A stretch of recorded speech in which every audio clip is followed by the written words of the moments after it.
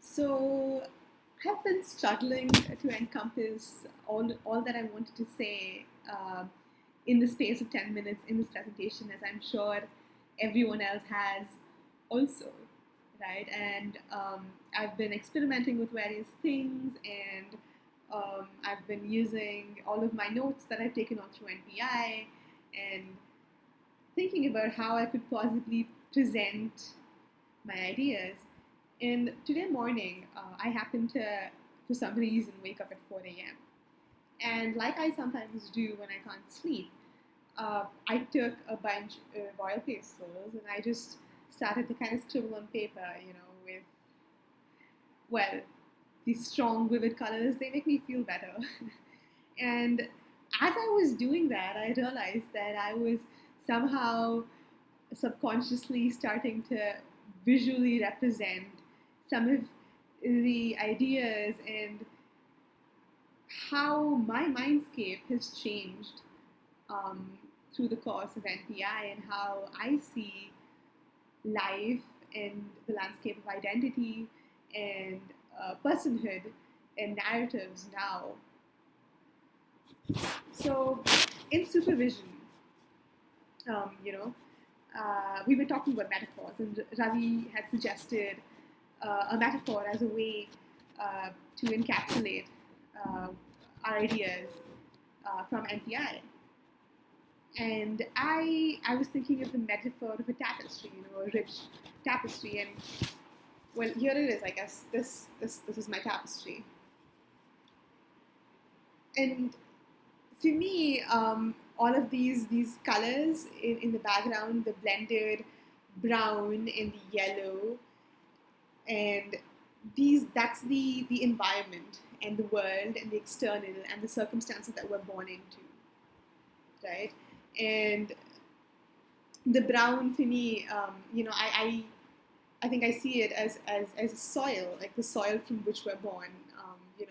We all return to where we come from, and that's the soil from which we're born, and it's everything and nothing all at once.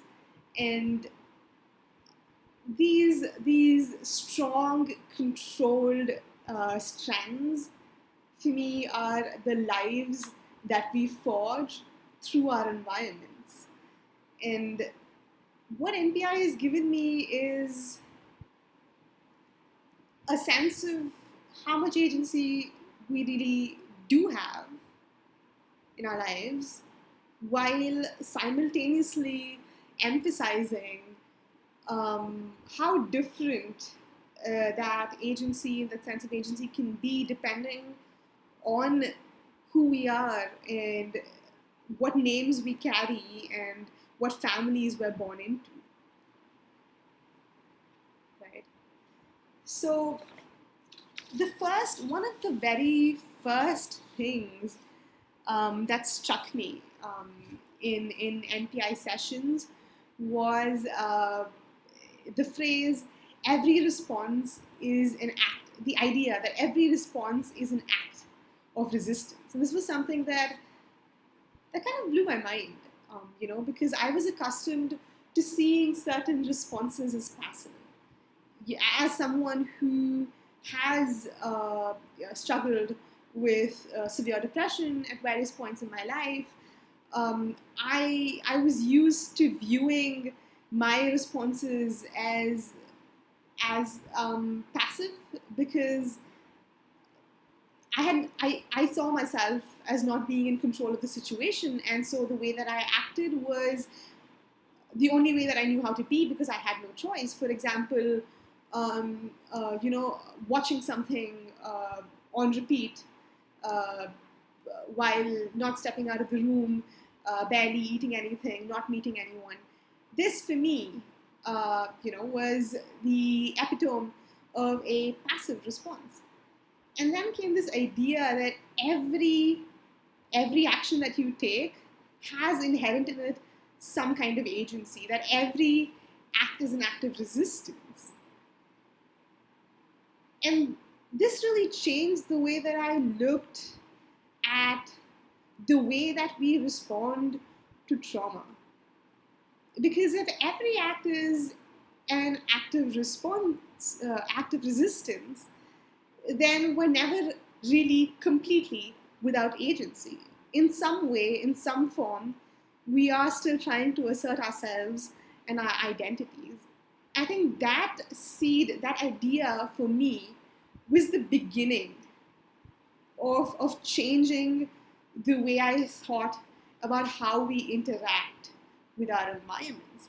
And that's why, for me, when I drew these three very straight, very strong, very bold, solid lines, for me, it was an assertion of that personhood, because the environment is what it is, and it is unavoidable and often or sometimes unaffectable, but that doesn't take away the fact that we respond in a way that reflects our personhood and our agency.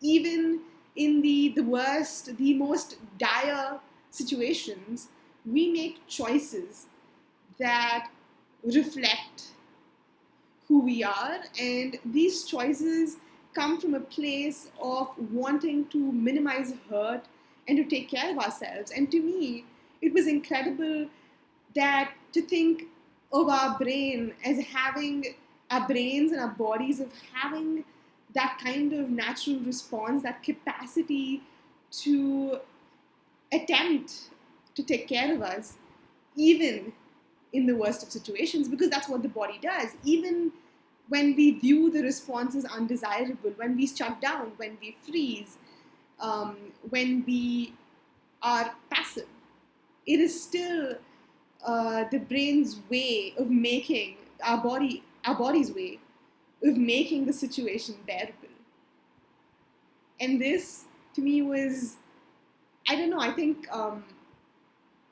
it really changed the way that I judged myself in my actions in difficult situations, in day-to-day situations, even today. I mean,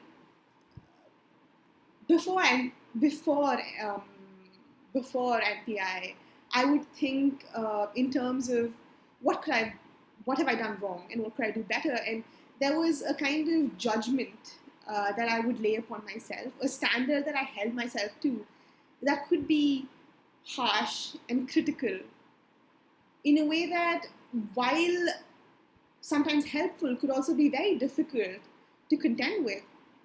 And what NPI taught me was to turn that around and to look at my own reactions and my own responsiveness from a place of empathy, compassion,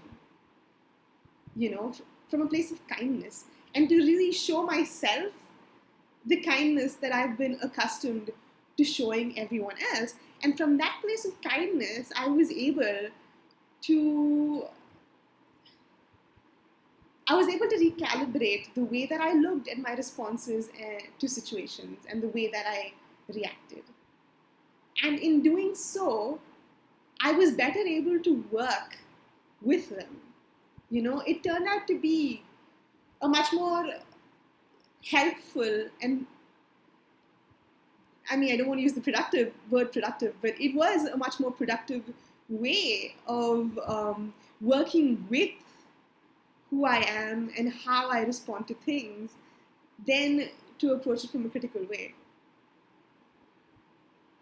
So,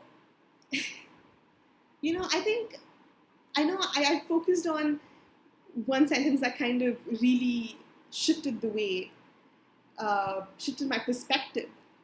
But I think it ties into the larger NPI concepts of narrative, of preferred narratives in agency, and kind of reclaiming that narrative and that agency. And I hope to take forward that renewed understanding into my work, and especially into my classes, my writing for catharsis classes, and I hope to enable other people, to see it from this point of view.